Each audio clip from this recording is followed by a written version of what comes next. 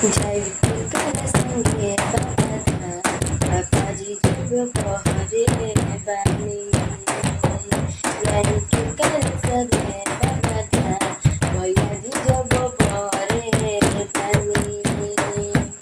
केले आई गडकिन के ना हो केले आई गडकिन के ना हो भैयाजी जब पहरे बानी जाइब कर संगे बाबाधाम भैयाजी जब पहरे बानी कर संगे बाबाधाम बाबाजी जब पहरे बानी सोचने की पापा